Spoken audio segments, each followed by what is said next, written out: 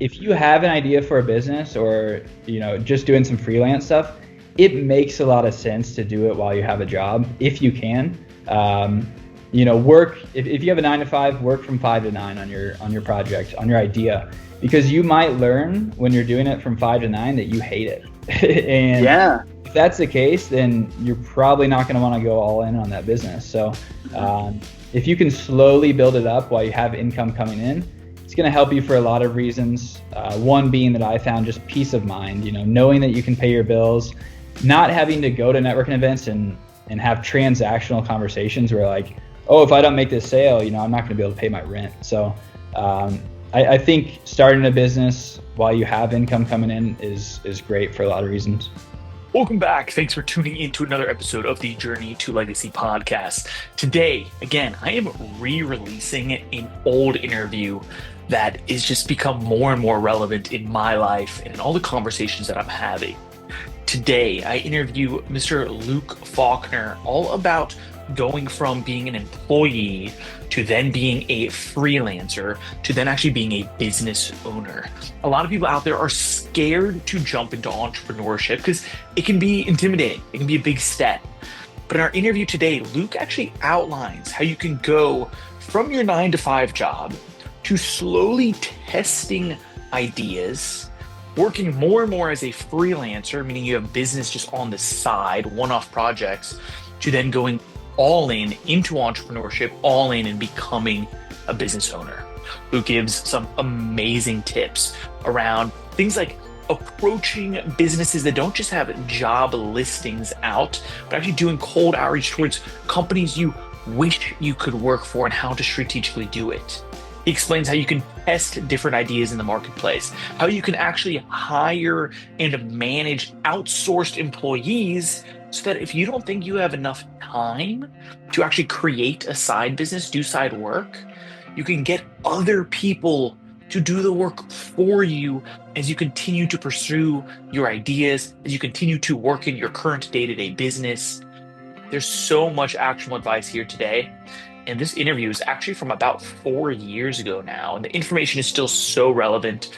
Luke talks about his current marketing agency focused on the real estate sector. He's still running it today. It is significantly, and significantly is an understatement, it is significantly bigger today than it was then, of course. So please feel free to go check out Peak Leads. Go check out Luke on social media. I think you're going to get a ton of value from it. That's why I'm so excited to re-release it today. So please enjoy this interview with Mr. Luke Faulconer of Peak Leads, LLC. So let's go with freelancer to agency. Cool? Yeah. And I think it's cool. Correct me if I'm wrong, but we've both kind of done our own thing even since college and out of college, right? Like you've never really worked a 9 to 5? Dude, so I worked one 9 to 5, I guess actually 2 9 to 5s. So right out of college. Right out of college? Okay. Yeah, first job was an outside sales position. So I was working for like a different company, right? Going business to business. And then after that job, actually I got a position at a medical marijuana company. Oh, wow. Doing marketing for them as well. Yeah, it was at the corporate actually of this medical marijuana company, which was pretty nuts.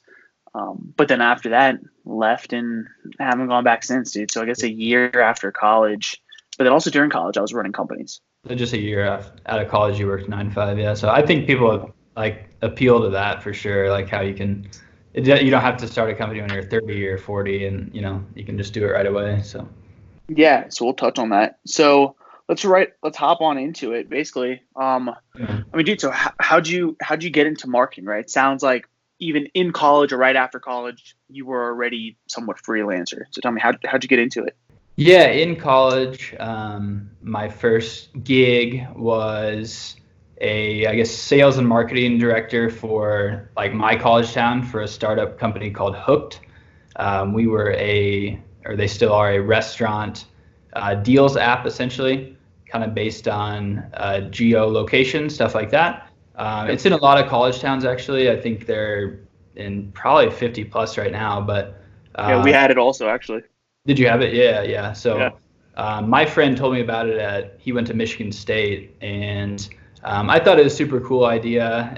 I like companies that revolve around college towns. So actually reached out to the founders, didn't hear back for like 3 or 4 months, but like they reached out and they're like, hey, like we got your inquiry. We think it's cool that you're passionate about what we're doing and you seem to be, pretty entrepreneurial. We'd like to actually expand to the SEC. So I went to school at Ole Miss and they kind of just extended the job. They said this will be, kind of a test for that market, but they put a lot of trust in me, I guess, more so than I even trusted myself at that age. So it was cool. Yeah, it was going restaurant to restaurant, doing the sales, getting them on board, but then also doing all the marketing. So going out to the college and growing a user base, which was awesome experience. After that, I worked for right out of college. If we can, let's pause there for a hot second, actually. So pretty sick. I mean, you said you reached out to the founders, right? Yeah. How'd you find them? And also just how'd you reach out? Because I think that's sort of a barrier that people are afraid of, honestly, right? Is just cold outreach in general. Yeah, I think it was as simple as like submitting some a message on their contact form on their website. I may have gone a little bit deeper and found their LinkedIns and emails and stuff like that. I was pretty persistent about it, which I think helped. It showed that I was passionate about what they were doing and that I wanted to get involved. And after that, it opened up my eyes to like, a lot of my friends, when they're job searching, I know they'll just go to like Indeed.com or ZipRecruiter or whatever it may be, and just apply for jobs that are open at that moment. And I always tell them, like, be different. Find a company that you want to work for first, and then pursue them. If they know that you're interested and that you can add value, they'll make a job for you. So I would always advise people to do that versus just apply, interview. Yep. So it reminds me of a story actually that my dad told me about. One of his friends, they were in their 40s, right? And the guy had been at this job for so long, and he was just so fed up with it and like pissed off that for some reason he decided like he's like basically storming out. I don't know if maybe he was even just going to lunch, but went literally next door to the other business, strolled in there, ended up talking to like either the head manager or the owner, and bada bing, bada boom, literally got a job right then and there. And it was like his dream job, essentially. That's amazing. Yeah, it's you'd be surprised what you can accomplish by just like getting out of your comfort zone and pursuing opportunities like that. So seriously, right? And I mean, and you even said it yourself that you were outside of your comfort zone essentially because they put more trust in you, right? The guys at Hooked put more trust in you than you almost even had it yourself. I mean, what year was this at school? Yeah, I was beginning of my sophomore year. So I was actually the first like market manager they hired that was actually a college student at that time. Everybody else was post-grad, even in their 30s. So like they liked the idea of having somebody that was a student there because they could engage with the student body a little bit better, I guess. And I guess they just saw that I was hungry and that was the big thing. So worked out well, did that for just over a year, but grew. I think we got like over 50% of the student body on the app, got dozens of restaurants. So like it was a good market. And before that I was kind of like a little bit shyer, I guess. But me going restaurant to restaurant and like selling, and I would have to train their staff. Like it really got me out of my my comfort zone, and it made me not as shy. So that was huge for me. Yeah, man. So I told you right before like we started recording on the call that my first job out of college was doing business to business sales. It's what I call cold canvassing, which they just gave me a zip code. I just walked in to every single business, and like never in my wildest dreams would I imagine that you could walk into somebody else's business and sell them something instead of them selling you something. Yep. Yeah. That's right. So you just got to get out of your comfort zone and crazy shit will happen. So that was sort of your start into marketing, right? It was, yeah. I mean, in high school and stuff, I've always been pretty entrepreneurial. Ever since I read a few books that really resonate with me. But they were all, throw up a website, try and start a business, and I would get tired of it after a few months. Nothing real. So this is my first real experience where I actually felt like I was growing something of value, I guess. Nice, man. That's awesome. And so it's funny. So our overarching theme sort of for today's episode, right, is going from freelancer to really, we'll call it just business owner, right? A lot of times it's an agency. But so that's sort of kind of low key. I mean, you're an employee, but almost like a freelancer. It sounds like it's so many responsibilities, right? That you were truly freelancer, almost starting up your own division there, which is awesome. So where'd you go after that? Yeah, after that, very similar thing in terms of how I acquired a job or landed myself on a team of another startup. It hit my news feed one day. There's this company, I think they were featured in like Forbes or something. This new startup is a travel startup. I love travel and the idea of traveling the world. And there's this app called, I already said Hooked, Cape, built by a guy out of the Philippines. And it was kind of in idea phase, but the idea was kind of last minute flights and allowing people to travel the world for, pennies on the dollar. So again, I reached out to the founder once I read that article. We hopped on a call like this, a video call. And he could just tell I really liked what he was doing. He was actually just looking to grow a team. He needed a CMO for his team. So, yeah, and at first it was pure equity, which was fine by me. I was super young, and just really hungry. So, yeah, we were the first two, I guess, and then eventually grew to about 10 people. But just being a lean startup, I mean, was an amazing experience. We ended up partnering with like Air France.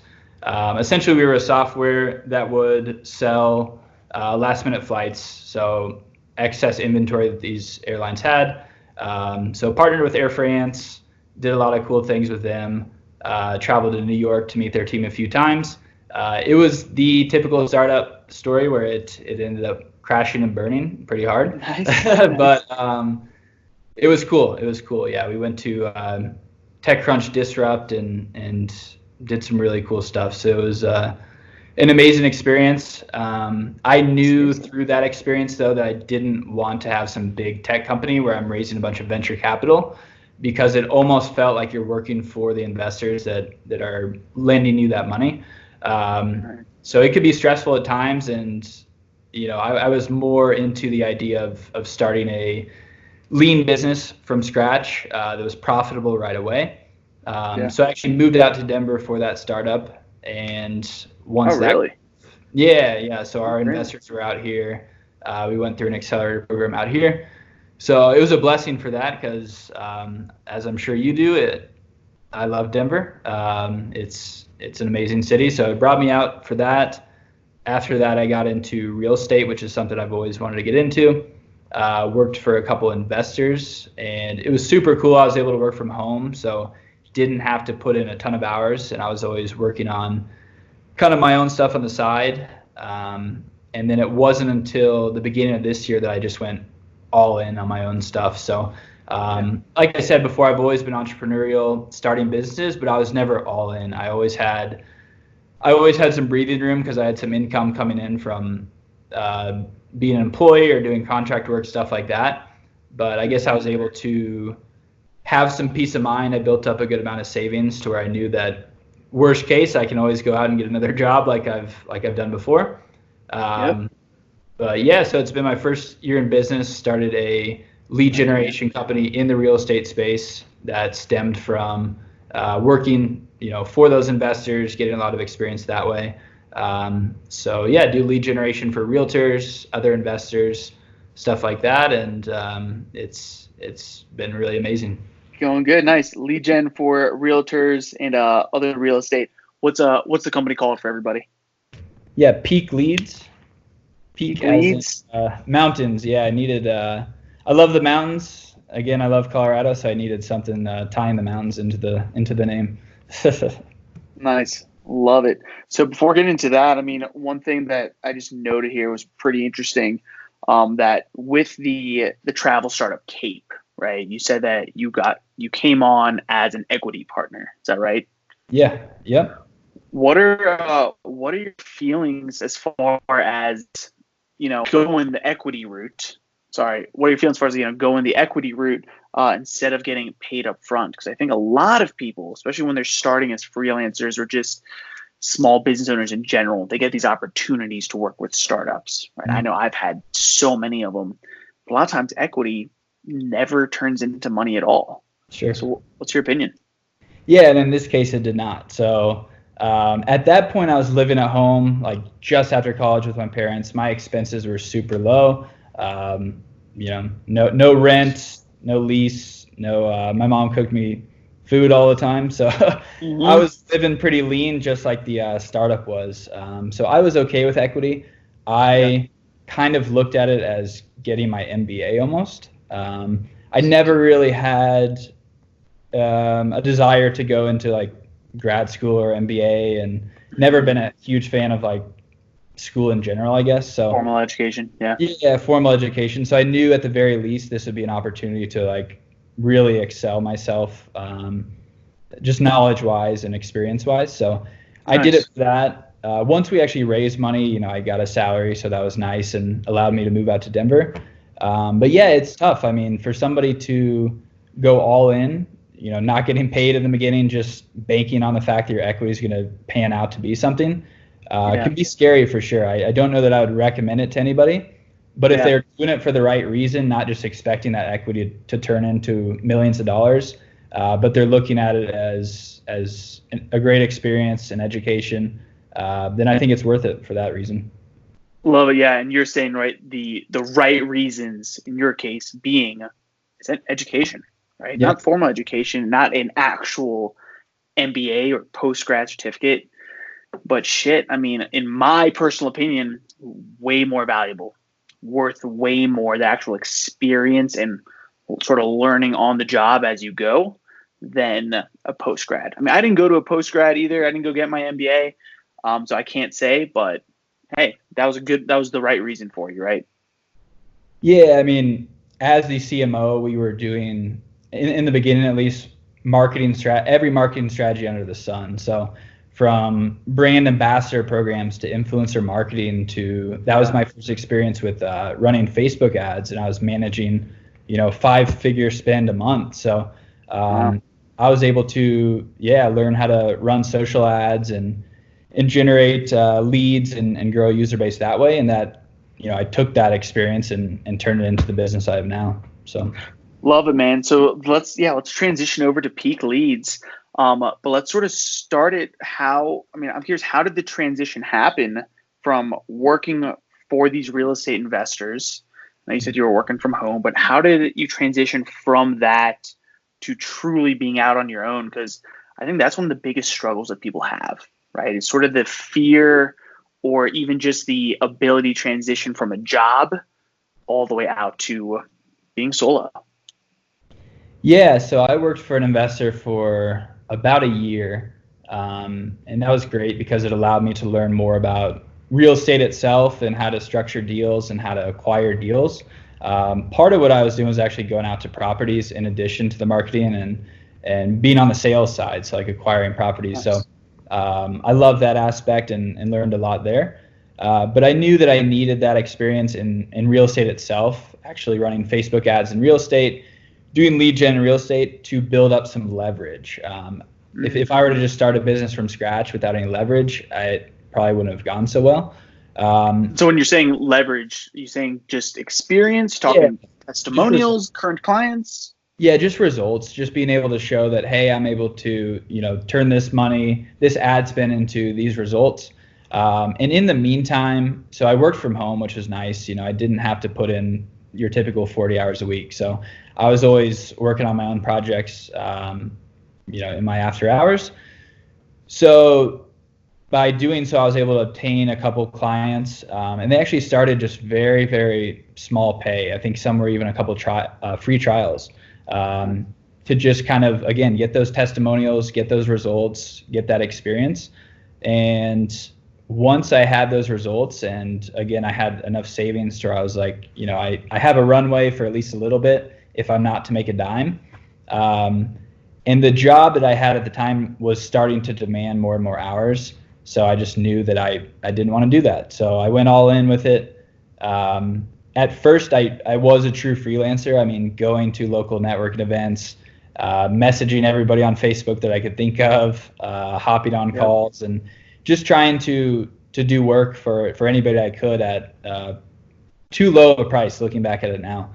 But that allowed me to get into the game, start the business, and bring it to where it is now, just shy of a year later. So yeah, dude, that's awesome, man. First off, congrats, right? Year into actually being an independent business owner is no small feat for sure, right? A lot of people, I think most people will never even try, much less be succeeding, right? Yeah, and I think Tim Ferriss talks a lot about this. If you have an idea for a business, or just doing some freelance stuff, it makes a lot of sense to do it while you have a job, if you can. Work if you have a 9 to 5, work from 5 to 9 on your project, on your idea, because you might learn when you're doing it from 5 to 9 that you hate it. And if that's the case, then you're probably not going to want to go all in on that business. So if you can slowly build it up while you have income coming in, it's going to help you for a lot of reasons. One being that I found just peace of mind, knowing that you can pay your bills, not having to go to networking events and have transactional conversations where like, oh, if I don't make this sale, I'm not going to be able to pay my rent. So I think starting a business while you have income coming in is great for a lot of reasons. Nice, man. I like that a lot. That's something that I never actually did. Like, I didn't go the route of having a job and starting up the side hustle at the same time. But dude, it makes so much sense. And I think I totally agree with you. Like, that's what I would recommend to everybody. If people are starting to be fed up at their job or they're unhappy, right? Well, be grateful that you have a job. First off, there's hundreds of homeless people. So be grateful in the first place.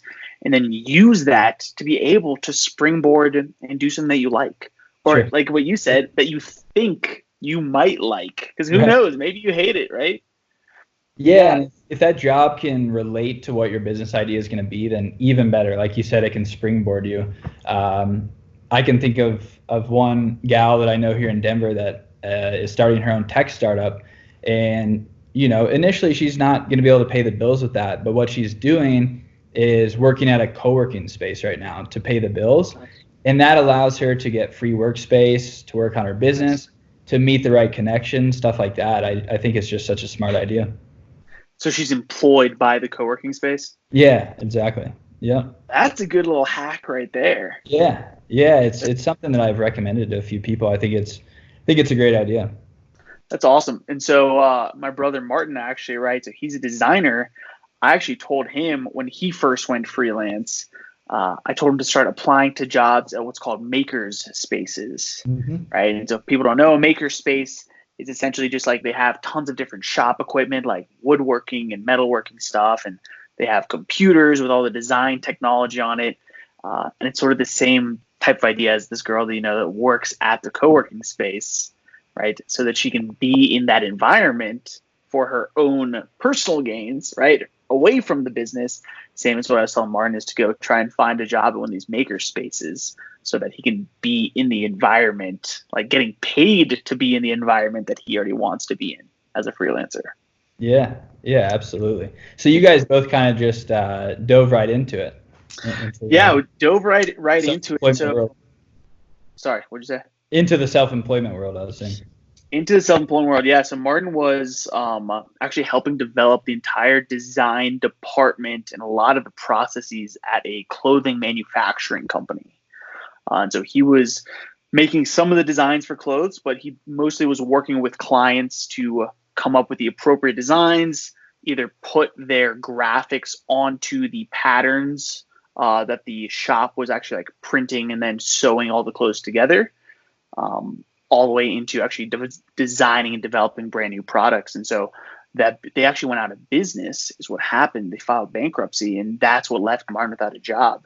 But when that happened, funny enough, it's kind of like you. I know the real estate investors, they didn't go out of business, but he had built up relationships already, and he was already sort of in the industry, and he already knew people, and that allowed him to immediately have clients, right? So he immediately had clients, and so it wasn't even like a conscious decision for him.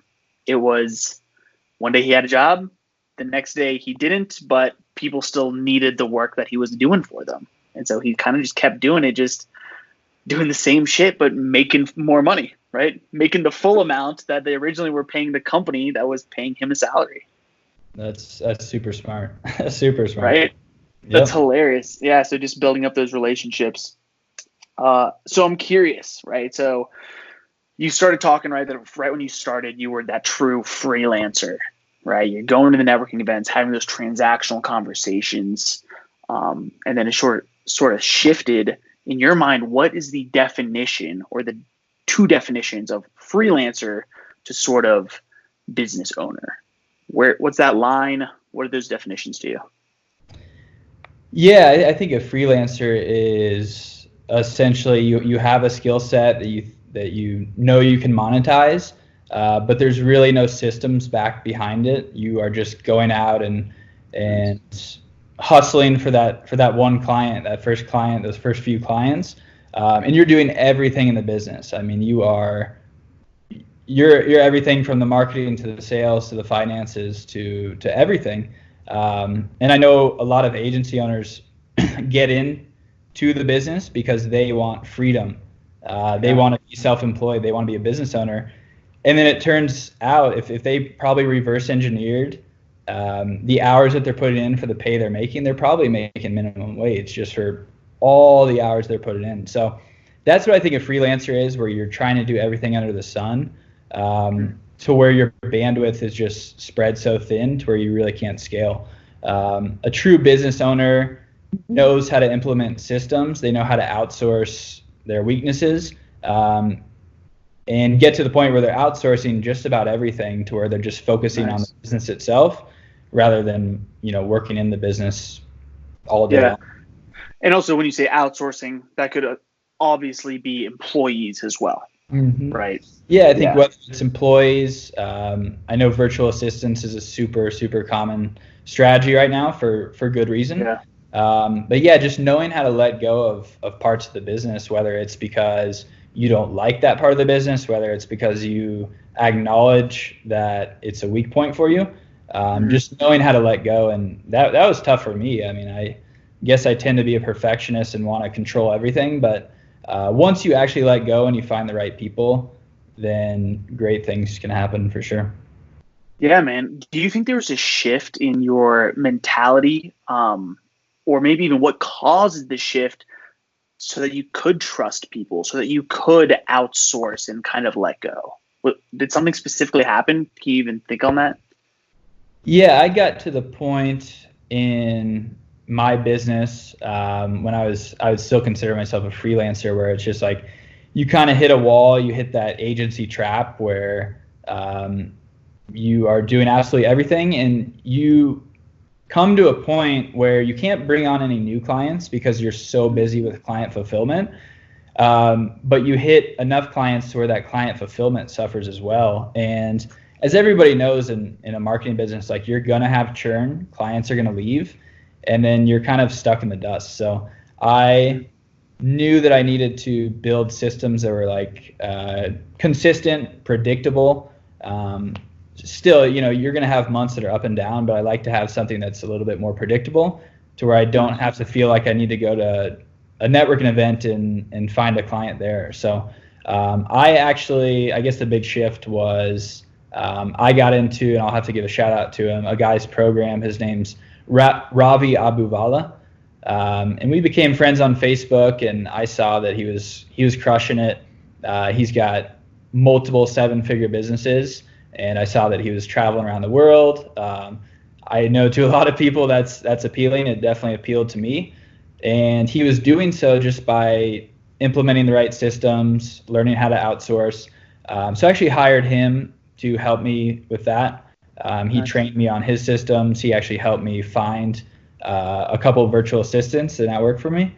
And it's been an absolute game changer, just utilizing technology, softwares to automate parts of your business, and make sure that your pipeline's consistently full with opportunities rather than feeling like you have to go out and constantly find those opportunities.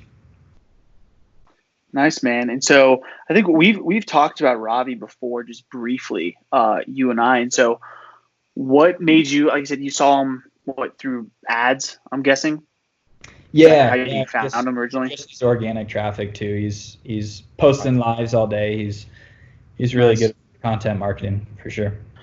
Nice. And so I guess, was it a combination of both? Like, you were seeing him repeatedly, like what he's doing is working, travel's attractive to you.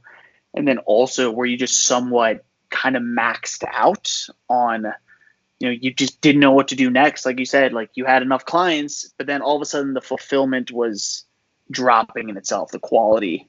Is that when you decided to, sort of seek outside help? Yeah, I knew that I was hitting a point where I was working constantly, but my income, there was a ceiling on it just because of the amount of time. There's not enough hours in the day for me to scale just by myself. So I knew that I needed to make a shift and made a pretty sizable investment into the program, but it's been 100% worth it. One reason I love it is because there's a group with a bunch of other agency owners that are all implementing similar systems, and just the motivation there and the inspiration. I mean, seeing people closing big deals every day and scaling their business, just the mental component of it is really fantastic. Dude, surrounding yourself with the right people is like such a big life hack. I think most people have heard the thing of like you're the average of the 5 people you spend most of your time with, right? Yep. But it's funny, I was having this conversation that, now in 2019 with, Facebook groups, podcasts and YouTube videos being so big that you can almost hack this, that you can specifically surround yourself with billionaires, right? By just constantly consuming their content and being in these groups of people that maybe you've never met them. Maybe you will never meet them, but it's almost hacking that thing of, now you are spending time with higher quality individuals.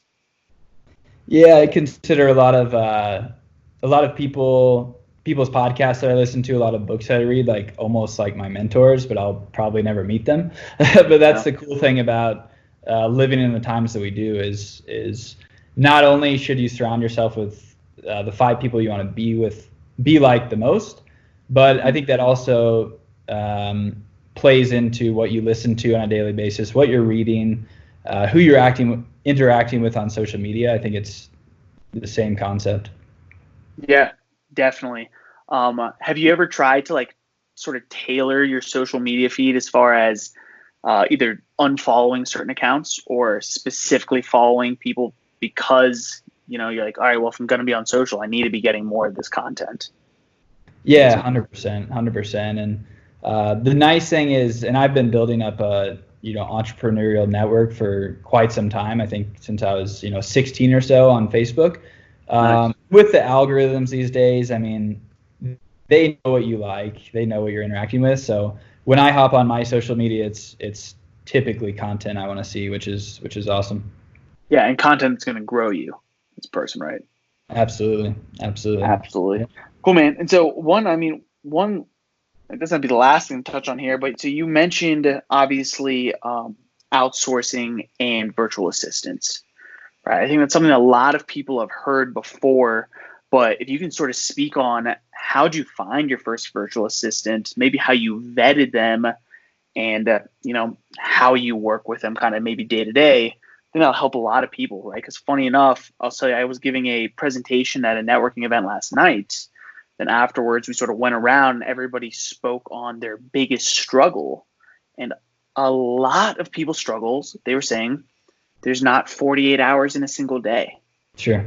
It was like, if somebody could sell me an hour of time, I'd pay $1,000 for it. They're just not effectively duplicating themselves. And virtual assistants is an amazing way to do it. So if you can just speak on your experience all the way from the start, I think that'd be hugely valuable. Yeah, in terms of bringing on my first virtual assistant, so I did get into Robbie's program, and part of that was him going out and helping me find some and then interview them, and then kind of train them on systems. So they came to me fully prepared and fully trained on how to generate leads for my business, how to prospect for my business. But I've since hired my own, and there's some great tools out there such as Upwork. Onlinejobs.ph is a job board in the Philippines. And it's funny, the company I worked with, Cape, the founder was from the Philippines, and I was not familiar with that culture at that time until I started working with dozens of them, and just fantastic people, an excellent culture, super hardworking people, super grateful people. So those are where my virtual assistants are from. And the work you can get out of them for such a low cost is incredible. It's phenomenal, incredible. honestly. It's staggering. Yeah. So, went through some interview processes. I lucked out to find a great one the first time around. That's not always going to be the case. Sometimes you have to go through a few. The big part about it is knowing how to train them. So creating standard operating procedures, which is essentially just a checklist of how you get a job done. So anything you want to outsource, which for me, it was lead generation for my business, prospecting for my business. I no longer have to worry about where my next lead is coming from, where my next client's coming from. I do have problems in my business now that I'm addressing, and I'll probably hire virtual assistants for it, but it's because I have so many leads. So now I probably need to bring on, a sales guy, somebody to follow up with the lead, stuff like that. But now I know that what I can do is create standard operating procedures on how I would do that task, and then I can hire somebody for it, train them on it, and then be confident that it's running smoothly. And if it's not, and I find that it's not running smoothly, you have those SOPs, and you can find somebody else for that job. And that's really how you scale, along with using the right technology. So we're using really great technology to pull data, so emails, phone numbers, stuff like that, so we know who we're going after. We use Slack for communication. We use an awesome CRM called Go High Level, and some other stuff as well. But really utilizing the right tech and the right people is how I've found you can scale a business. Love it, dude. So two things here that I want to touch on. I think people are going to get huge value from. One, standard operating procedures, SOPs. It sounds like such an intense thing, but what you said, it's essentially just a checklist, right? Yeah. When you yourself go sit down to do work, right? Just start writing down simple things. Okay, first I have to do this. I have to log in to business.facebook.com. Now I'm going to check, okay, what is the amount of ad spend, my impressions, the cost per clicks? That's usually what I look at, whatever the metrics are you look at. And then I either duplicate an ad set, or, I'm talking about Facebook ads here, but it could be anything as far as just communication with clients. Okay, I'm going to log into my CRM, see if there's been any messages about product complaints, whatever it is. Don't overthink SOPs, standard operating procedures. They're truly just checklists that you can give to somebody, and they're going to replicate the process correctly. Right. Yeah, absolutely. I know it sounds overwhelming. It sounds like something, a huge stack of papers you're going to receive at a corporate job or something. But it's quite simple. It's documenting how you do a task. So I recommend just creating a Google Doc and a checklist. You can drop it in something called Asana, which is a good, pretty much a to-do list, just keeping track of tasks. You can drop it in there. And then what I would do along with that checklist is record your computer screen and walk them through exactly how you do that task. I use Loom for that, Loom. It's a free tool. So not only can they see how you're doing a task, but you can narrate to your computer. So now you have something that is evergreen, and lasts forever. And you can send whoever you're going to hire that document, that video. They study that for a few hours, and boom, they know how to do that, and they'll be really good at it.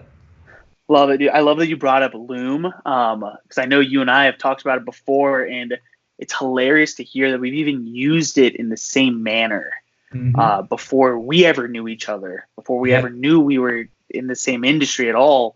But that's how I started my SOPs as well.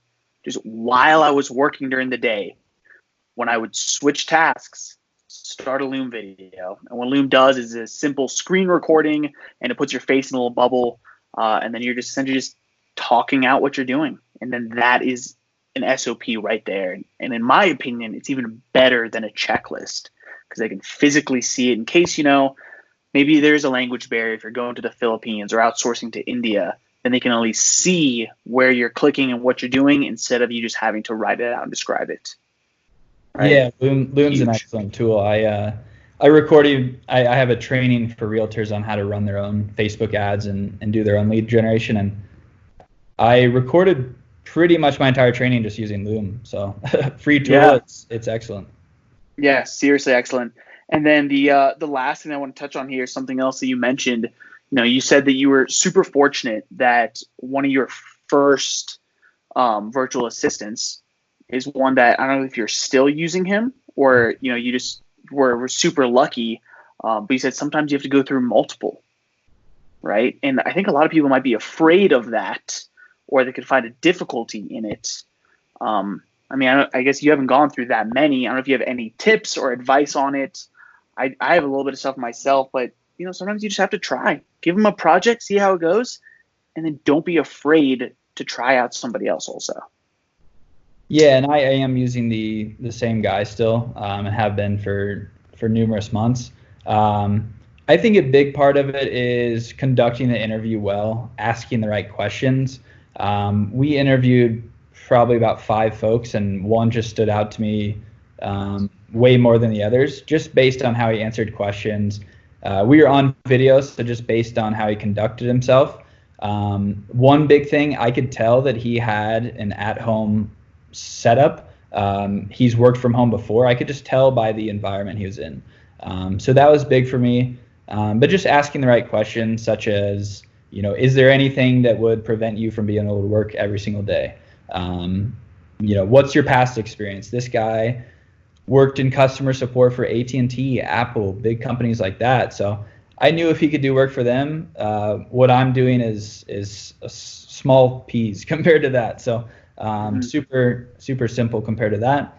But yeah, at times you will have to go through a few, and that should not prevent you from trying it, because after talking to an attorney, working with virtual assistants, they are not really even contractors. They're definitely not employees. You don't have to, file any forms for them. It's just a business expense. So you really have nothing to lose. If somebody pans out after a week, there are thousands and thousands of people looking for opportunities like this. And once you find somebody that's great, what I've done is, when I want to hire more virtual assistants, I go to my main guy and ask if he knows anybody looking for more work. And he usually has people in his network that are looking for more work. He's worked with them in the past. He can vouch for them. And what I'll actually have him do is train them. So he'll get promoted to another job. He'll become kind of a manager and train more people. And it's a really great system. Yeah, and also I'll just tag on there that if you're sort of jaded by outsourcing work and being like, oh, well, if you pay him so little, people get this idea of like the quality of work isn't going to be there. And I think it's so false, right? It's so false, man. I had a girl in Pakistan, actually, who I had found through Upwork, and oh my God, her quality of work surpassed any of my full-time employees. People that were getting paid almost double what she was getting paid. But the fact of the matter is, with the conversion rate, a lot of the time they're still getting paid more than any sort of average person, or even a similar job that's getting paid, locally. getting paid through us, because USD, the conversion rate is just so high. So quality is definitely there. Don't be afraid to try it.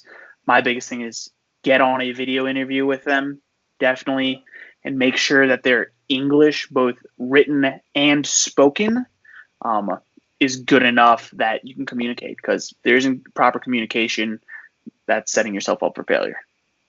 No, those are some great tips. And yeah, the quality is most definitely there. And yeah, it's just different parts of the world. You know, this money goes a long ways for them. I always make sure every time I make a sale that stems from, you know, his initiatives, I'm kicking him a bonus. You know, $50 here, a couple $100 here and there goes a long ways. Just the other day, I gave him a nice little bonus, and he was so grateful. He thanked me and said, "Oh, and I didn't know this. It's my daughter's birthday tomorrow. We can go buy her a really nice cake." And that makes you feel good. It makes you feel really good. And you know, that $50 in your business, what else are you going to do with it? But when you can keep a guy loyal to you and grateful to you, then it goes a long ways. Yeah, man. End of the day, what being a business owner is about is helping people, right? Yeah. Not just your clients, but your employees, your subcontractors, your virtual assistants also. Yeah, and if you have the means to hire these folks for full-time, 40 hours a week, it's very inexpensive. I would recommend doing it just so they don't get up and leave one day because they have a better opportunity. If you're committed to them and all in on them, they're going to reciprocate for sure. So you're saying instead of just contracting them like a couple hours here, a couple hours there, try and get them full-time so that they are committed. Absolutely. Yep. Nice. That's it. That's a huge tip. Cool. Luke, well, please, anything that you want to leave the listeners with, and of course, what the best way is to follow you on social, website, anything like that. Time for you to drop your plug. Yeah. I think we hit on some good stuff. Right now, the background on my phone, it's super cliche and just simple, but it's Just Do It by Nike. I mean, you just got to do it. Right now, I'm reading The Slight Edge, which is a great book, and it's just about doing the same things over and over each day, doing the right things, and just getting it done. So for anybody on the fence about diving into the entrepreneurship world, starting your own business, I would definitely advise it. We hit on some good tips though, as far as, if you have an income stream and you can do it from 5 to 9 at night, then try that first. See if you like it. Keep trying projects until you find what you like, and then you can go all in on it. Yeah, that's about it. And then website, peakleadsllc.com is my business website. I'm on Facebook, Instagram, all that good stuff. Need to be more active on there, but yeah, only so many hours in a day. Probably will hire a virtual assistant soon to do that for me. So that is a great idea. Cool. So we dropped a lot of awesome tools, a lot of awesome resources. So we'll make sure to put everything in the description down below. And guys, please, if you related to anything we said, drop us a comment. If you have any ideas of yourselves on what can even improve on what we are talking about, drop us a comment. We'd love to hear from you guys. And the one ask that I always toss out there is, if you know of anybody who might get a little bit of value, share the episode. Anywhere and everywhere, greatly appreciated. So until then, thanks guys. Peace, Luke. See you, Wayne. Thanks, man. Nice. Easy as that, right? Yeah, easy as that.